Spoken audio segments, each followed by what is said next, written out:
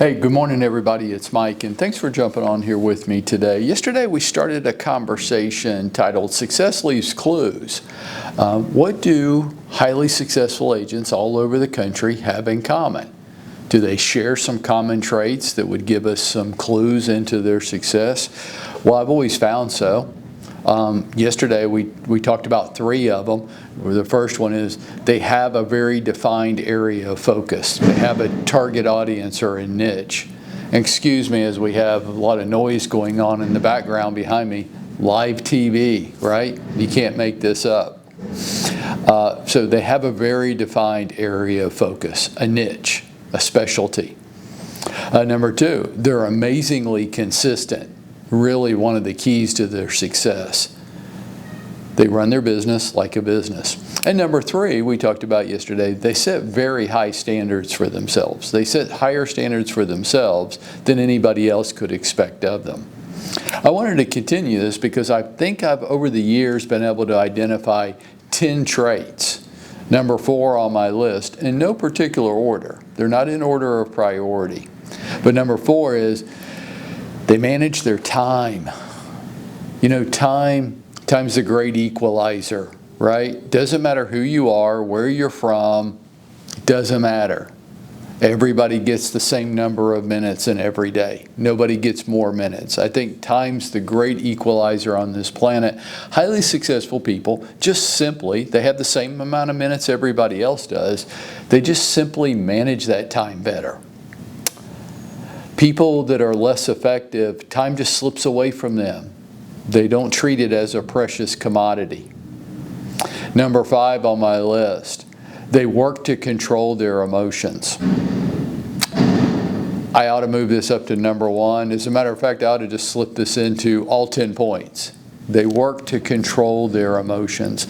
Look, our buyers and sellers are going to go on a roller coaster ride of emotions. It's one of the biggest things going on in their life. It's a top 5 stress event in their life, buying and selling a home. It is a very emotional experience for buyers and sellers. It should not be a very emotional experience for their real estate agent. It shouldn't be. Somebody in the transaction needs to be the calm, cool, collected professional. And way too often, it's not the real estate agents involved. We get very emotional and we give power to our emotions, which is to say that because I have an emotion, I think something's supposed to happen. No. And by the way, where's all this emotion coming from? What's going on with that? Well, typically, we're really not as emotional about the issue at hand as we are our lack of business and our need for this thing to close so that I can pay rent. Yeah, and that's why we get so emotional. But there's no place for it in a real estate transaction on behalf of the real estate agents. The way I've learned it is I can feel the emotion. I should never display the emotion. There's a difference. I can have emotions that I don't have to display.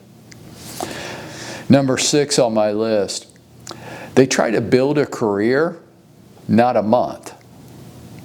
So many of us are just trying to have a great May or an awesome June. And I want you to take a longer term perspective over this. It's a process. How do you eat an elephant? You eat it one bite at a time.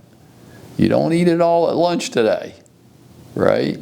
You're not going to have a 10-year career this month. You're not. You can want to, and that's fine, I get it, but you're not going to have it. You're building the career. Take a longer view of your business than this month or next month. You're building something. That's a pretty good place to start for today. Manage your time. It's your precious limited commodity. That's a weekly schedule, right? We talk about this quite often. Control our emotions. I can have emotions. I don't have to display them.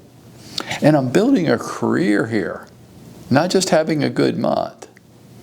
Let's keep working on this, one step at a time. And that's how we're going to go out there and we're going to make it happen for ourselves.